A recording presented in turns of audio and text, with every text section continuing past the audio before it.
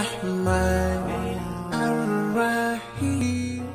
Baik, bismillahirrahmanirrahim. Assalamualaikum warahmatullahi wabarakatuh. Apa kabarnya anak-anakku sekalian yang ada di rumah? Semoga selalu dalam keadaan sehat. Allah telah memberi banyak nikmat buat kita. Semoga hari ini kita bisa bersyukur.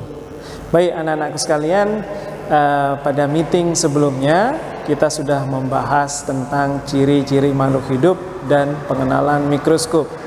Nah, di meeting kali ini, di meeting kedua di bab klasifikasi, kita akan masuk langsung di materi klasifikasi makhluk hidupnya. Jadi, apa sih klasifikasi itu? Ada yang tahu? Apa itu klasifikasi? Klasifikasi, kalau kita artikan ke dalam bahasa Indonesia adalah pengelompokan. Pengelompokan. Nah, yang kita kelompokkan adalah makhluk hidup. Untuk apa sih kita mengelompokkan makhluk hidup? Ustaz beri gambaran. Oke, bisa dilihat gambar ini. Gambar yang sangat familiar, yang sering kalian kunjungi ya. Yang suka nge-mall pasti hafal dengan gambar ini ya. Ini ada di mana? Di supermarket. Betul. Nah, sekarang pertanyaannya adalah ketika kita ke supermarket, kita ingin beli minuman misalnya, kita pasti akan datang ke stand minuman. Ya, membeli makanan ringan, kita akan datang ke stand makanan ringan. Sudah dikelompokkan berdasarkan jenisnya. Pertanyaannya, mengapa di supermarket saja barang-barang sudah dikelompokkan sesuai jenisnya? Agar apa? Tentunya agar memudahkan kita. Ya, begitu juga dengan makhluk hidup. Di alam semesta ini ada triliun, 1 triliun mungkin makhluk hidup, jenis makhluk hidup. Jadi ya jumlah yang sangat banyak, bahkan melebihi perkiraan jumlah bintang di galaksi Bima Sakti. Jadi jenis makhluk hidup sangat banyak. Jika tidak ada yang mengelompokkannya, maka tentu susah kita dalam mempelajarinya. Sehingga untuk mempermudah dalam mempelajarinya, maka dilakukanlah yang namanya pengelompokan atau klasifikasi. Nah, dalam klasifikasi, dalam melakukan pengelompokan, ini ada ilmunya sendiri. Jadi ilmu yang mempelajari tentang pengelompokan makhluk hidup disebut dengan ilmu taksonomi. Jika nanti kalian setelah belajar ini tiba-tiba tertarik dengan pengelompokan makhluk hidup, silahkan kalian dalami ilmu taksonomi. Nah, sekarang apa sih dasarnya pengelompokan makhluk hidup itu? Jadi pengelompokan makhluk hidup itu didasari atas persamaan atau keseragaman. Ya, persamaan atau keseragaman dari perbedaan-perbedaan yang ada pada makhluk hidup. Itulah dasar pengelompokan atau klasifikasi makhluk hidup. Baik anak-anak, sekarang bagaimana sih cara kita mengelompokkan makhluk hidup? Nah, ini ada beberapa proses dalam klasifikasi makhluk hidup. Yang pertama adalah identifikasi. Apa itu identifikasi? Mengenal, ya, mengenal atau mengamati. Itulah identifikasi. Kita bisa menggunakan berbagai alat bantu dalam mengidentifikasi. Kita bisa menggunakan mikroskop yang kemarin sudah kita pelajari, atau dengan lup, atau dengan alat bantu yang lainnya. Ya, baik anak-anakku sekalian. Dari proses identifikasi nanti kita masukkan ke dalam sebuah kunci determinasi namanya. Ya, kita masukkan hasil pengamatan kita ke dalam kunci determinasi. Jadi kunci determinasi itu disusun secara dikotomis atau pengelompokan dikotomis. Apa itu kunci determinasi? Apa itu pengelompokan dikotomis? Mungkin asing ya, jarang kalian dengar. Ustaz akan jelaskan pelan-pelan. Baik. Jadi pengelompokan dikotomis adalah pengelompokan makhluk hidup berdasarkan ciri-cirinya menjadi dua kelompok. Ya. Jadi dibuat dua kelompok sampai didapatkan makhluk hidup yang tingkatannya paling rendah. Itu namanya pengelompokan secara dikotomis. Bisa dilihat di gambar berikut. Ini ada berbagai macam tumbuhan ya. Ada lumut, ada suplir, ada belinjo, ada apa lagi tuh? Terung ya, dan sebagainya. Nah, kelompok makhluk hidup ini kita amati, kemudian kita buatkan kunci determinasinya. Ya, untuk mempermudah dalam membuat kunci determinasi, kita buat dulu bagan dikotomisnya. Ya. Jadi kelompok makhluk hidup ini, ya, berbagai macam tumbuhan ini kita kelompokkan menjadi dua dulu. Itu namanya pengelompokan dikotomis. Di artinya dua. Ya. Jadi kita kelompokkan menjadi kelompok berspora dan tidak berspora. Ya. Kemudian yang berspora apa saja di situ kita masukkan ya. Kemudian yang tidak berspora apa saja. Nah, kemudian yang berspora kita kelompokkan lagi menjadi dua. Ya, bisa menjadi kelompok berbatang jelas dan berbatang tidak jelas. Gitu ya. Nah, yang berbatang jelas apa? Masuk tanamannya, yang berbatang tidak jelas apa? Oke, kemudian untuk yang tidak berspora kita bisa kelompokkan juga menjadi dua. Ya, menjadi biji tertutup dan biji terbuka. Biji tertutup bisa lagi dikelompokkan, bisa. Tapi harus kita kelompokkan menjadi dua. Ya, dua kelompok. Bisa berkeping biji dua dan berkeping biji atau berkeping biji satu. Berkeping biji dua bisa juga dikelompokkan menjadi dua ya. Oke, berbunga kupu-kupu dan berbunga trompet. Nah, itu namanya pengelompokan secara dikotomis. Ya, setelah dari bagan ini, maka kita buatlah kunci determinasi namanya. Seperti ini. Sebenarnya hampir sama dengan bagan dikotomis yang tadi, cuman ini bentuknya dalam apa? Dalam pernyataan-pernyataan. Ya. Jadi ada nomor, setiap nomor ada dua pernyataan. Ya, karena dikotomis ya. Oke, misalnya kita lihat 1A. Ya, 1A itu tumbuhan yang berspora. Kemudian ada titik ya. Menuju ke nomor berapa? Nomor 2. Ya. Itu maksudnya apa? Maksudnya adalah kita diarahkan ke nomor 2. Ya, misalnya kita mengamati tumbuhan ini ya. Kita lihat tumbuhannya, ternyata dia berspora. Maka kita lihat kunci determinasinya berspora menuju ke angka 2. Kita langsung ke angka 2. Yang 1B tidak perlu kita lihat. Ya, kita langsung ke nomor 2. Nomor 2 di situ pernyataannya ada 2A dan 2B ya. Kita lihat yang 2A, tumbuhan yang berbatang jelas. Ya, nah setelah kita lihat ternyata batangnya jelas ya tanaman ini. Kita lihat titik sudah ada namanya. Namanya apa? Suplir. Ya, berarti sudah selesai. Tanaman yang kita amati ini adalah suplir. Begitu seterusnya. Namun jika setelah kita amati tanaman ini tidak berbatang jelas, maka kita ke yang B, 2B. Tumbuhan yang tidak berbatang jelas. Kita lihat ya, maka dia lumut. Berarti tanaman yang kita amati ini adalah lumut. Begitu seterusnya. Mudah ya? Mudah insya Allah.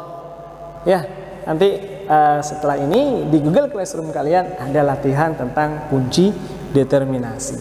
Nah, setelah kita belajar bagaimana identifikasi dengan kunci determinasi, setelah itu maka proses yang selanjutnya adalah pemberian nama makhluk hidup.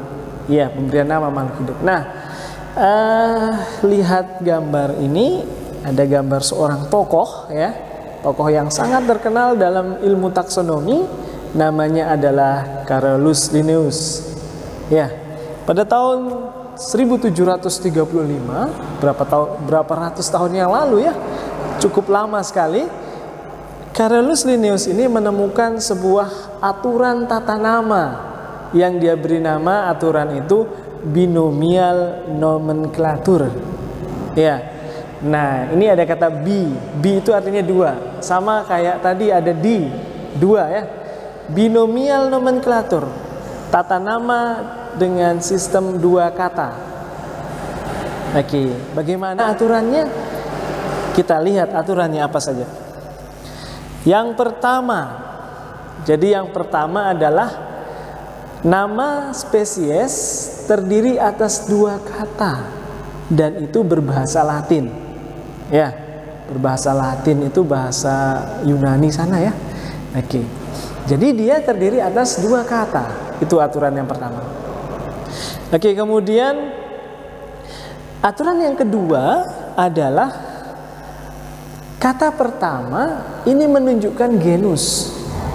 Kata pertama menunjukkan genusnya. Apa itu genus? Setelah ini saya jelaskan. Ya. Dan kata pertama menunjukkan genus dan ditulis dengan huruf kapital, huruf pertamanya. Ya. Oke.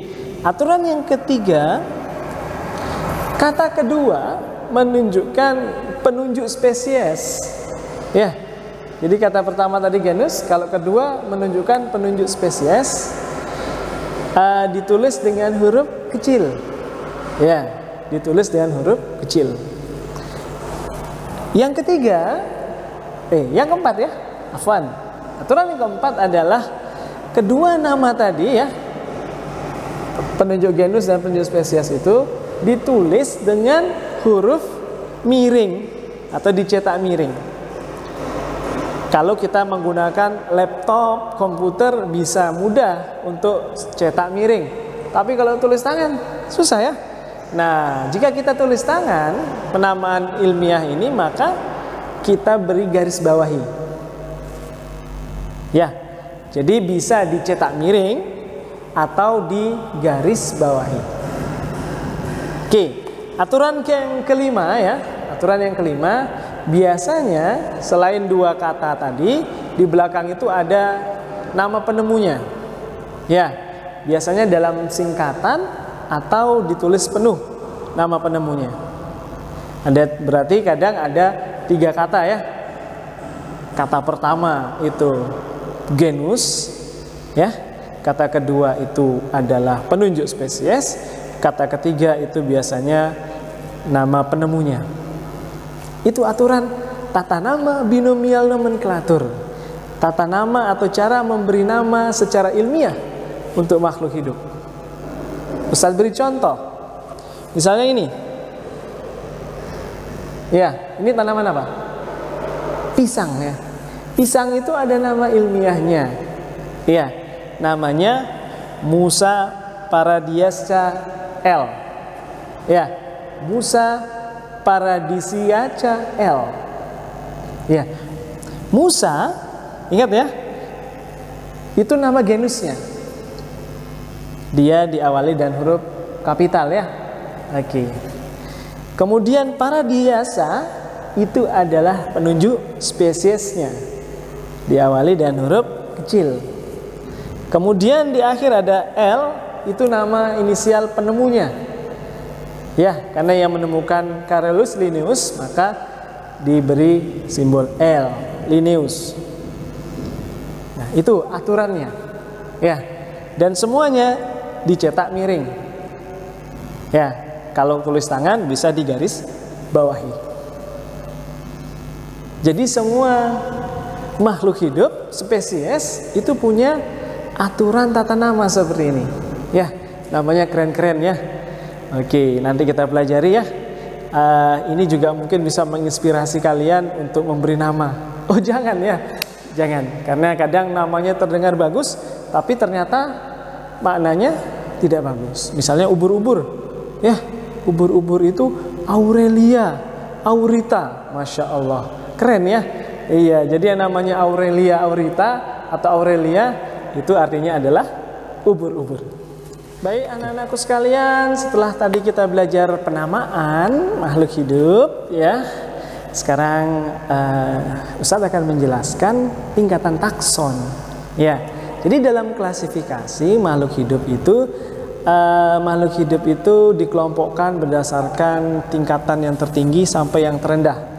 Ya, nah itu namanya tingkatan takson. Ya, oke, baik. Pada tumbuhan, ya, pada tumbuhan dan hewan ini ada perbedaan sedikit saja pada tingkatan taksonnya. Ustadz beri contoh. Ini pada hewan. Hewan apa ini? Oke, ini katak ya. Nama ilmiahnya Lithoria khairulea. Ya, Lithoria khairulea. Itu nama ilmiahnya. Keren kan? Iya. Iya, jangan diberi nama anak kalian nanti Lithoria ya, artinya katak. Masya Allah. Oke, baik nak. Nah, kata ini coba kita masukkan ke dalam tingkatan taksonnya, mulai dari yang paling tinggi sampai paling rendah. Ya, jadi yang pertama adalah tingkatan takson kingdom. Ya, kingdom. Kingdom itu adalah kelompok yang cakupannya besar. Ya, semua hewan masuk ke dalam kingdom. Hewan apapun itu masuk ke dalam kingdom animalia, termasuk si Lithoria atau katak. Jadi kingdom yang pertama, kingdomnya animalia. Oke, kemudian tingkatan takson yang kedua adalah filum. Ya, filum. Oke, katak ini masuk ke dalam filum Chordata. Chordata ya, itu cirinya dia bertulang belakang. Karena nanti ada filum yang avertebrata. Oke. Kemudian tingkatan takson yang di bawahnya filum yang lebih spesifik lagi adalah kelas. Ya, kelas. Kata ini masuk dalam kelas amfibi. Ya. Oke, jadi kelas. Di bawahnya kelas ada lagi yaitu ordo. Ya, masuk dalam ordo apa kata? Dia masuk ke dalam ordo Anura. Ya. Kemudian di bawahnya ordo ada family. Ya, family. Masuk ke dalam family apa kata itu? Jadi kata masuk ke dalam family Hidai. Ya, Hidai. Kemudian di bawahnya family ada. Ya, yaitu genus. Ya, yang genus ini masuk dalam aturan tata nama yang tadi ya. Iya. Genusnya apa? Lithoria. Ya. Kemudian spesiesnya apa? Jadi tingkatan yang paling rendah adalah spesies ya. Spesiesnya apa? Lithoria khairulea. Ya, Lithoria khairulea. Nah, itulah tingkatan takson pada hewan. Setelah ini saya contohkan tingkatan takson pada tumbuhan. Anakku yang suka dengan tumbuhan, Ustaz punya gambar tumbuhan yang sangat cantik. Ya, tumbuhan apa ini? Iya, ini tumbuhan mawar. Iya, mawar. Namanya spesiesnya adalah Rosa alba. Iya, Rosa alba. Keren ya? Oke. Sehingga yang namanya rosa itu artinya adalah mawar. Oke. Kita kelompokkan sekarang berdasarkan tingkat taksonnya. Kingdom, masuk kingdom apa dia? Kingdom lantai atau kingdom tumbuhan. Kemudian di bawahnya kingdom, kalau hewan tadi filum, kalau tumbuhan divisi atau divisio. Ya, ini agak berbeda. Ya, agak berbeda dengan di mana tadi? Hewan ya. Perlu diingat-ingat. Kalau hewan filum, kalau tumbuhan di bawahnya kingdom adalah divisi atau divisio. Nah, divisio apa dia? Bunga mawar ini dia masuk dalam Magnoliophyta. Magnoliophyta. Oke. Kemudian di bawahnya divisi sama ya, seperti hewan, kelas. Ya, kelas. Masuk dalam kelas apa? Dia masuk dalam Magnoliopsida. Kemudian di bawahnya kelas ada ordo. Oke, bunga mawar ordonya adalah Rosales. Kemudian di bawahnya ordo ada family. Family-nya adalah Rosaceae. Kemudian di bawahnya family ada genus. Ya, di bawahnya family ada genus. Genusnya apa? Rosa. Dan di bawahnya genus ada spesies. Oke, sehingga namanya sesuai aturan tata nama binomial nomenklatur, spesiesnya namanya adalah Rosa alba. Baik, itu adalah urutan taksonomi pada tumbuhan. Dalam klasifikasi nanti menghasilkan, apa sih hasil klasifikasi? Hasilnya tentunya pengelompokan ya. Nah, dulu makhluk hidup itu, semua makhluk hidup hanya dikelompokkan menjadi 2 kelompok saja, tumbuhan atau hewan. Nah, seiring berjalannya waktu, berkembangnya ilmu biologi dan berbagai cabang ilmu biologi, maka ada beberapa sistem klasifikasi. Ya, nah yang paling terkenal atau familiar adalah sistem klasifikasi 5 kingdom. Ini yang akan kita pelajari di pertemuan selanjutnya. Tapi Ustaz kenalkan dulu, apa saja sih 5 kingdom itu yang akan kita pelajari? Oke, kingdom yang pertama adalah Monera. Ya, ciri-cirinya apa? Besok saja ya. Oke, kemudian ada Protista. Yang ketiga ada Fungi atau jamur.